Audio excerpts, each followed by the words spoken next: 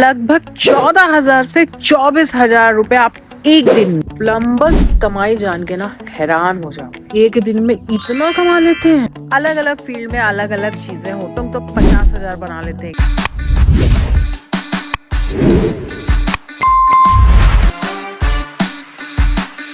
तो hi guys, welcome back to my channel. So friends, आज मैं आपको बताऊंगी कि ऑस्ट्रेलिया में आप एक दिन में कितना कमा सकते हैं और एक घंटे में आप कितना कमा सकते हैं। वीडियो को एंड तक देखिएगा, स्किप मत करिएगा, और अगर वीडियो अच्छी लगे तो लाइक एंड सब्सक्राइब जरूर करिएगा। ऑस्ट्रेलिया में एक नया रूल आया है 2026 में, जिसमें यहाँ की मिनिमम वेजेस यानी कि मिनिमम कमाई है $26.44। जी हाँ, जो इंडियन रुपीस में हो जाते हैं कम से कम 1800 रुपए के आसपास। जी हाँ, 1800 रुपए।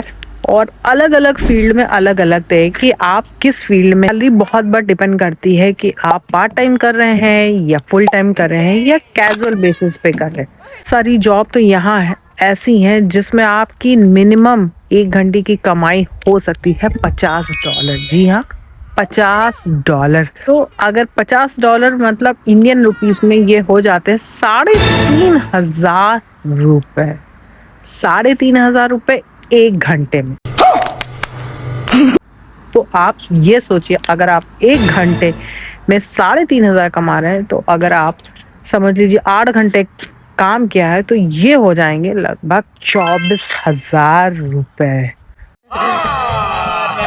बट इसमें से टैक्स भी करता है। ये $50 मैं बिना टैक्स के बता रही हूँ। जैसे अगर आप किस टैक्स स्लैब में आते हैं वो डिपेंड करता है, उस अकॉर्डिंग यहाँ पे टैक्स करते हैं। मिनिमम तो आप 1800 रुपये एक घंटे में, यानी कि अगर आप 8 घंटे काम करते हैं तो आप कम से कम एक दिन में 14,000 रुपये कमा सकते हैं। अगर आप कैजुअल बेसिस पे काम करते हैं तो आपको मिलते हैं 15% एक्स्ट्रा, यानी कि अगर $26 है तो उसमें 15% और ऐड हो जाते हैं। बहुत सारे कंस्ट्रक्शन साइड में जो लोग काम करते हैं उनकी सैलरी काफी अच्छी होती है, मतलब वो 40, 50, $60 पर घंटा, यानी कि 3,500 से 4,000 पर घंटे वो लोग कमा लेते हैं।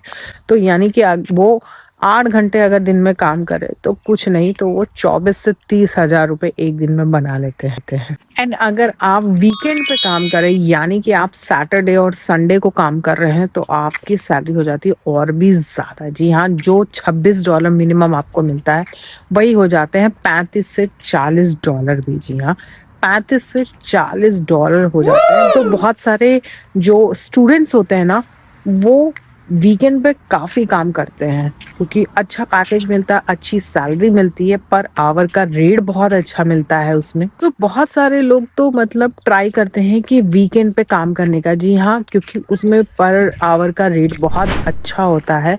तो जैसे रेस्टोरेंट्स हो गए और होटल हो गया और कैफे हो गए, ये सब जगह ये लोगों को कैफे वगैरह में मेन वीकेंड यानी कि सैटरडे संडे काफी लोगों की जरूरत होती है काम की, और इसमें मोस्टली स्टूडेंट्स होते हैं।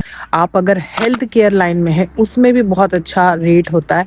इनफैक्ट हेल्थ केयर लाइन में अगर आप वीकेंड पे काम करते हैं ना तो बहुत अच्छा वेजेस मिलता है एंड पर आवर का रेट बहुत अच्छा मिलता है। इसमें बस आपको यह है कि अपॉर्चुनिटी ढूंढने की जरूरत है, क्योंकि जो पहली जॉब होती है उसके लिए यहाँ पे थोड़ा मुश्किल होता है। स्टूडेंट्स के लिए फिर भी मिल जाता है काफी, क्योंकि अगर आप स्टूडेंट्स का देखेंगे, स्टूडेंट्स के आवरली रेट थोड़े अलग होते हैं। सो गाइस, बहुत सारे लोग जैसे कभी लॉन्ग हॉलीडे होता है, यानी कि जैसे कभी लॉन्ग हॉलीडे आया फ्राइडे सैटरडे संडे, या थर्सडे फ्राइडे सैटरडे, या सैटरडे संडे और मंडे।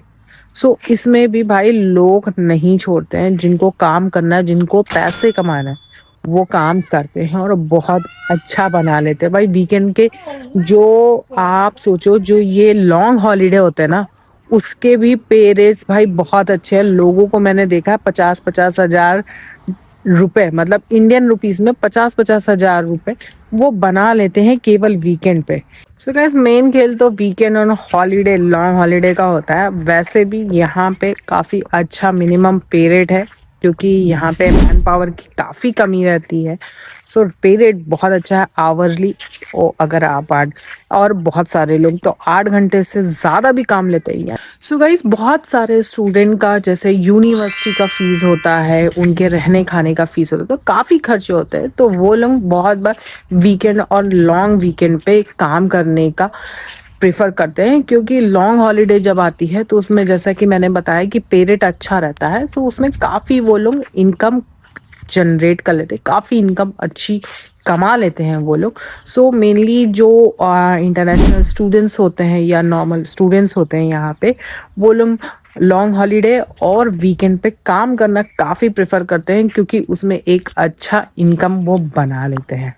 सो अगर आप यहाँ पे अगर मॉल वगैरह में जाओगे तो आप कैफ़े में और रेस्टोरेंट्स में काफ़ी लोग आपको काफ़ी स्टूडेंट्स मिलेंगे यहाँ पे काम करते हुए, क्योंकि आप ये सोचिए ना कि भाई उनकी यूनिवर्सिटी का भी फीस होता है, उनके खर्चे होते हैं, जो अगर वो किसी रेंट पे रह रहे हैं तो वो पे करना होता है, तो ये सारी चीज़ें उनको कवर करने के लिए काम करना पड़ता है। बट यहाँ पे बस वही है कि आपका अगर पहला जॉब जल्दी लग गया तो भाई आप बहुत अच्छा काम कर ले जाओगे।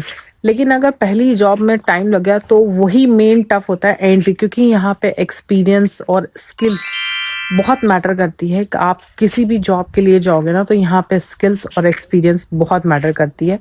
सो आप ये चीज़ें ध्यान दें, जितनी ज़्यादा स्किल्स होगी, जितनी ज़्यादा एक्सपीरियंस होगा, वो एक्सपीरियंस ऐसा नहीं है आप किसी और कंट्री का, यहाँ का लोकल एक्सपीरियंस, यानी कि ऑस्ट्रेलिया में जॉब का एक्सपीरियंस अगर आपके पास जितना ज़्यादा होगा ना, उतना ज़्यादा अच्छा होगा आपको जॉब मिलने के लिए। और यहाँ पे प्लम्बर्स जो होते हैं उनकी भी कमाई बहुत अच्छी होती है भाई। बहुत अच्छी बात यह है कि यहाँ पे आप कोई भी काम ऐसे नहीं कर सकते, आपके पास एक सर्टिफिकेट होना चाहिए, उसका एक सर्टिफिकेशन होता है, चाहे वो प्लम्बर हो, चाहे वो बिल्डर हो, चाहे कंस्ट्रक्शन के काम में हो या हेल्थ केयर के काम में हो, ये सारी चीज़ें वो देखते हैं, उस बेसिस पे आपको जॉब मिलता है। ऐसा नहीं है आप कहीं और से आए और आपको जॉब मिल, जी नहीं, ये सारी चीज़ें यहाँ पे बहुत देखी जाती है। सो गाइस, ये सारी चीज़ें मैंने सोचा आपसे क्यों ना शेयर कीजिए। आप मुझे कमेंट करके बताइएगा कि आप किस लाइन में और कौन से स्किल में ज़्यादा इंटरेस्ट है, तो मुझे कमेंट करके बताइएगा। और अगर वीडियो अच्छी लगे तो लाइक करिएगा, सब्सक्राइब करिएगा, शेयर भी करिएगा। मिलते हैं अगले ब्लॉग में, तब तक बाय एवरीवन।